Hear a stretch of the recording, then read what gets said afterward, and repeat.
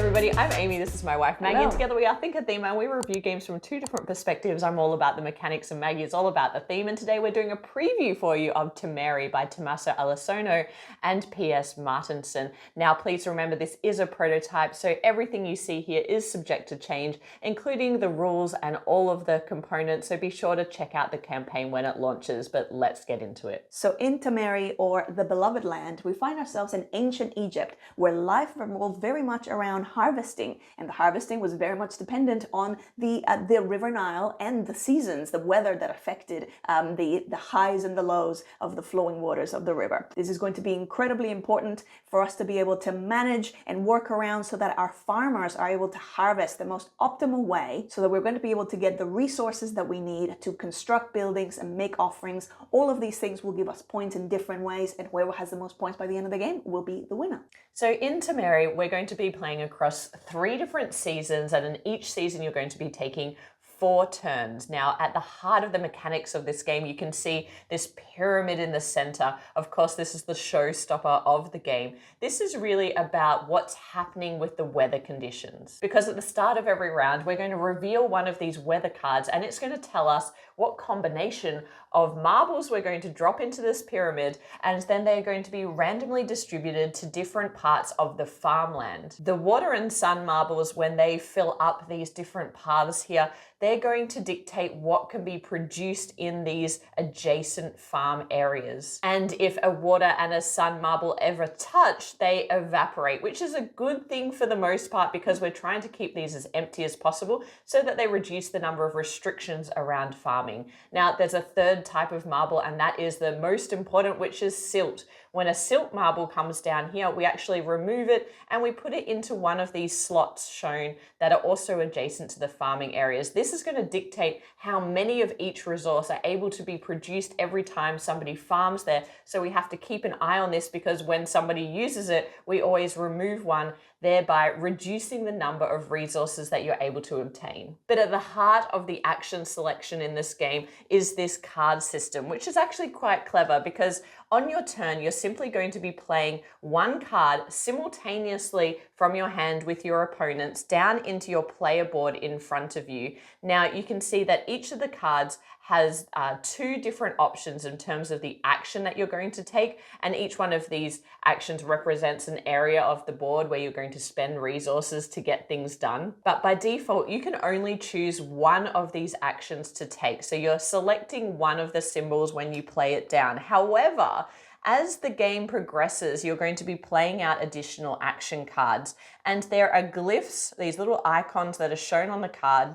And if you're able to match them when you place a subsequent card down, it will allow you to take both actions. So in order to be super efficient in this game, when you are drafting new cards to refill your hand, you're looking for matching icons that are going to enable you to take more than 4 actions in every round. Now, there's one other option. Instead of playing your card face up, you can play it face down, and that's going to give you a few different benefits. 1, it's going to give you priority turn order. 2, you can play any of the actions available in the game. And 3, it's going to set you up really nicely for having a lot of the glyphs depicted on this card, which means for the most part, you're probably going to be able to play 2 actions on your subsequent turn. In order to play a card face down, you've got to pay 1 debin, that is the currency in this game, per card that you've played face down in that round. Now, the harvest action is going to allow you to collect 4 different types of resources, and in this game, it's really important to have different types. So you can't just go to one field and leverage one type of resource. You really need to be collecting different resources or going to the market to exchange resources for other types. Now, you're going to spend these in a number of ways. 1 is to build these buildings, which are going to give you an immediate benefit or an ongoing benefit, or sometimes an end of round scoring ability or bonus. We can also use diversity of resources to move up these different temple tracks. So we're moving our priest worker up these tracks, and it's important to do so because it's going to help you unlock more workers so that you can go out and farm and move around in different areas. And in this space of the board here, we're going to be able to decorate. Now, if we decorate, it's a one-off benefit that we can choose from the randomized tiles here, but if we build a sphinx using the sphinx action, we're going to be able to get a cumulative effect of those benefits, because as we build more of our own sphinxes out there, when we take the sphinx action, it's going to activate all of the ones that were previously placed. Finally, every player has one of these secret little hidden areas where we can make offerings. And when you make offerings, you're going to get victory points for dropping different types of resources behind your player screen. And then at the end of every round, we're going to compare who has the majority of each type of resource to get more victory points. Now, it's a brief overview of how this game plays, but now let's talk about how we felt about playing it. So the first thing to talk about is the most obvious thing that's sitting right in front of the table, and it's this pyramid, this incredible thing that it's just like wants to be played with. So it's like you have this construction here, where obviously this is the prototype, so it's going to have proper artwork, and these channels are going to be transparent, so it's representing the river essentially. The element of grabbing those marbles and putting them in, we'll probably do a demonstration. Yes. It's so satisfying. I actually really love that component. It's a toy, it is a gimmick, but I really enjoy that element of going, oh, where are they going to go? What's going to happen? I also love that it's related to the three seasons that in ancient Egypt they had broken up the year based on their farming techniques. This was one of the things. Well, actually, let's do the marble demonstration. Okay, we'll do the marble demonstration. So you drop them in here, and the way that this works is any silt that comes out is moved to that area. Now, this means that instead of one resource, these two adjacent fields, you're going to be able to get two resources, or the first person who takes this action here is going to remove this and get two resources, and then subsequent farmers are only going to be able to harvest one after that. Now, wherever water touches sun, they are going to evaporate, so we'll remove those, and we would remove these as well. And why that's important is because there are restrictions placed on each of these fields in terms of the types of materials that the weather. require. It's the maximum weather they can handle. Yeah. So in this place where I am on this field, I can have a maximum of 2 yellows or 2 blues here. Any more than that, and I wouldn't be able to harvest. So for example, if it was like that, that would stop me from harvesting this area.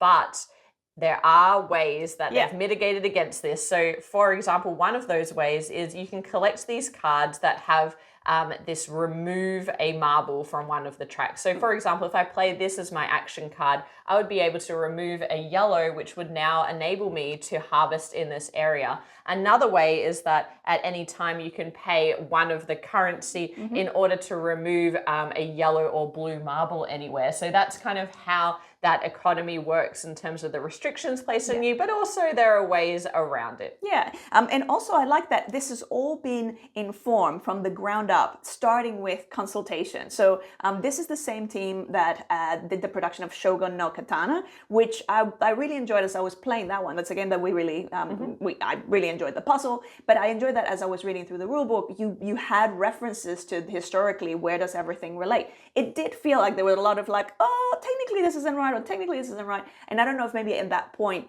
the consultation, the cultural consultation that happened was kind of halfway through, whereas in this one, they very much decided to go, no, let's do the cultural consultation at the front and inform the game by the cultural consultation, which is why it's like, well, what was most important in ancient Egypt? It was all about the farming, and what dictated, what happened in the farming? The weather. So this is the 3 seasons, and why the types of marbles and the type of weather is all based on that consultation. So you had the rainy season, the fertile season, which is the one in the middle where we're going to be adding the silt, and then the arid or dry season. Now, my favorite element of this game are actually the cards and the chaining that occurs as you connect the cards together. So you can see these glyphs, and they are half of the glyph, and when you connect them together, it's very satisfying because you've matched them, but also it's going to enable you to take both actions instead of one. And that's quite important in this game, because in this game it's 3 seasons, it's 4 actions per season. 4 turns, because so unless you double it. Exactly, but if you just do 1 each time, you're only getting 12 actions.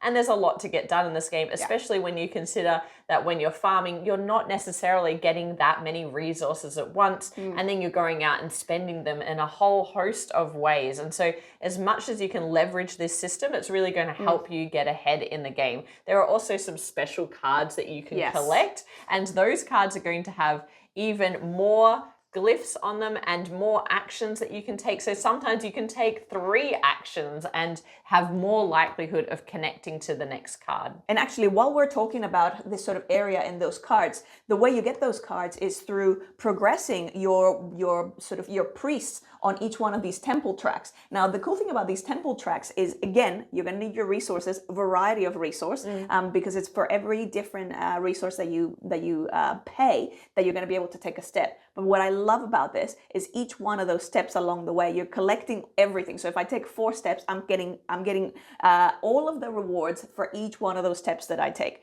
These tracks I found really satisfying for a few reasons. One, you get all those benefits along the way. It's not just the one that you land on. Also, it's the main way that you're going to be unlocking additional workers, which also when you unlock them, they can give you different bonuses. And you have to have presence here in order for at the end of every season or sort of main sort of round, you're also going to be getting access to these cards based on the priority. Well, one, it's going to be the total number of cards as there are priests, presence there, and then priority based on who has the leftmost. That's how you're going to choose them. But these cards can have up to 3 points by the end of the game, and they stay hidden. Or you can use them along the way to do things like, for example, this is just like gain any resource, or keep it, save it for points, or eliminate more weathered marbles. So how does this game feel to play? Well, you can tell that a lot of work went into creating these unique mechanics, and the fact that, as Maggie mentioned, they were really informed by, what was going on at the time and the important dynamics of the weather. And that definitely shines through. So of course the pyramid introduces some of that randomness that you've got to mitigate against. And then this card system is really clever. The only thing I would say is that I never felt like I was having like a super powerful turn. All of the victory points are quite suppressed in the game. And some of that comes back to the fact that you are capped at the number of resources you can actually have at any one time. This is to force you to go out and diversify with those resources rather than just, leveraging one spot and taking all of those resources. You can only have a maximum of 4 of each type. But what that means is I never really felt like I was setting up for a really big turn. It felt like I had to go and get a few resources, then go and buy something. And every time kind of getting 4 or 5 victory points, which is like, it's good, but I never really truly felt like I was building up an engine and getting, to feel that real punch of like 3/4 of the way through the game. Now I'm doing so many things. It kind of just feels a pretty steady pace throughout the course of the game. Yeah, it's very tempered throughout. So you're never going to be having like a mega combo of then I did this and then did this. It's like, it's very much like I felt like I could plan because you have to. You've got, some cards in your hand and you're deciding, which actions you're going to string together. But I agree that you never really get like a one big haha. But that also means that then you never have a surprise of like someone all of a sudden like lapping you on the board. Yeah. Another thing that contributes to some of those point scoring is that you're building these buildings, and at the end of the game, you're going to get bonus points for having diversity of these different icons. But in order to maximize that, I think there's 7 different icons, which is actually... and so like 7 is the max for scoring in terms of variety. Yeah, but that's a lot to collect across 12 turns. And so you need to be hyper efficient. And I think that's probably another critique of this game is that it's really going to reward more and more plays, because the first time you play this, you're going to be so inefficient, and across the 12 turns, you're not going to get that much done. But the more that we played it, the more we realized the things that we needed to leverage and get set up in order to do well at this game. But I still, at this point, we've played this game a lot, and I still don't feel like I'm getting to that point of mastery where I want to feel really good about chaining the things and the points that I get at the end.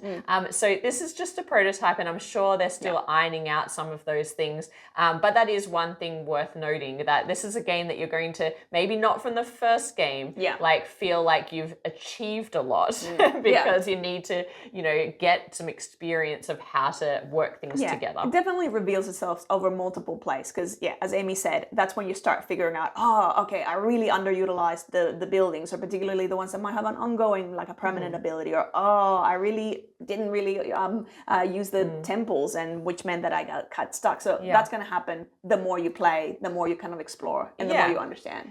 But the good thing about this game is the turns are quite snappy. There's the simultaneous reveal of the action cards, which the designer talked about being inspired by 6 Nimit.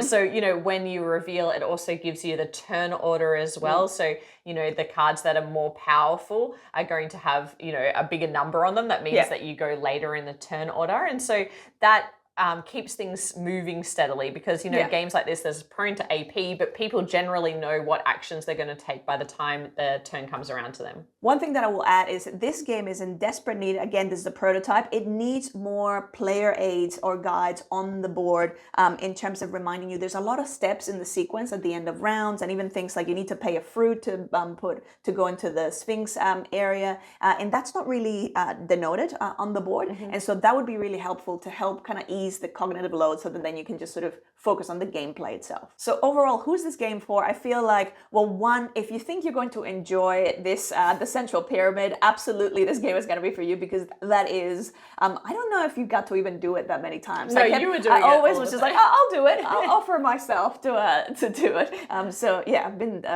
depriving you of the joy of releasing the marbles. So if you're enjoying, if you're attracted by the gimmick, it's probably going to be worth it for you. If you like just a fairly evenly paced type Euro, the action cards do get progressively more powerful as the seasons progress, but you're never going to have, it's not like a, you know, swingy, combo-tastic type game. It's more of like, okay, you're planning, you're doing different things, steady pace. Point salad. Point salad, very much. You can kind of go in lots of different ways. Then this is probably going to be a game that you might enjoy. So again, please be sure to check out the campaign if this is something you are interested in, because I'm sure there's been changes because they sent this to us like quite a while ago. So there's probably been changes even since this version of the prototype. If you enjoyed this video, please like the video, subscribe to the channel if you haven't already, and we'll be back with more board game content soon. But otherwise, bye for now. Bye.